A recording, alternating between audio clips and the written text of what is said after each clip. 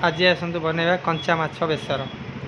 माछ आसीगला, माछ कटा होगी दुकान आसी जाइए। एबे ताको भल कि परिष्कार कर धुआ होची। परिष्कार कर धोईदेले कौन हम ना माछर आइंस बास्ना पड़ेब। ताको भल कि नीट एंड क्लीन धोया पड़ो। तो धुआ होगला। एबे बेसर बनैबा। एबे निजे सोरिष 2 चामच, 3टी कंचा लंका, देदबा किसी रसुण पाकुड़ा, ताको पानी दे ताको भलसे ग्राइंडिंग करनवा। तापर सोरिष तेल दबा। सोरिष तेल देला परे तेल को गरम होगा किस समय छाड़ीदबा। तेल गरम हो गला परे तादेरे दबा कटा होइतिबा सरु सरु पियाज। पियाज को टे कषिबा नाली हवा पर्यंत, गोल्डन ब्राउन हवा पर्यंत कषिबा। कषिला नाली टमाटर देदबा। ताको टे भलसे कषिबा। किस समय कषिया पर टमाटर जरीज। टमाटर जरीगला हल्दी गुंड, लुण दे कषिबा।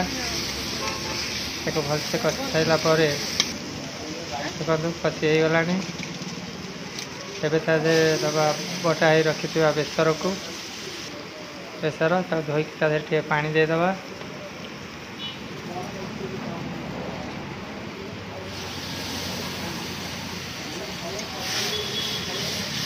टे हल्का हल्का कषिबा।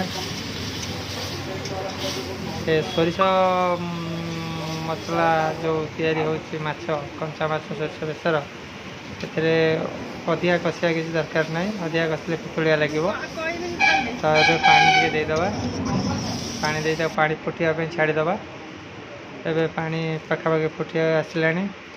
आम रखि कंचा माछ तादे हलदी, लुण एवं लेंबू दिया मैरिनेट कराई। तादे बेसर दिए देदबा माछ को दे किसी समय फुटिया छाड़ीदबा। कारण कंचा माछ अच्छी ताको मिनिमम 10 ରୁ 15 मिनिट छाड़ीदबा फुटियापाई। फुटिगले माछटा भी सीझीज, बेसर भी भलसे सीझीज। तादेह देदबा टिके तेंतुली खंडे देदबा। कारण तेंतुली देदेले टिके खटालिया लगे, भल लगे। फुटिया छाड़ी देते। एबे देखंतु माछ बेसर हो पानी मरीगला।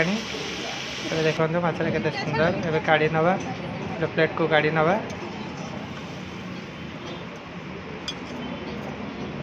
बेसर तक काढ़ी नवा। देखंतु पूरा तैयारी होगला आमर कंचा माछ बेसर। खाइबा को बहुत स्वादिष्ट होता है। ताको ततला भात, पखाल भात, रोटी, नान, पूरी सहित आप नहीं पारे। खातु एवं एंजॉय करंतु कंचा माछ बेसर।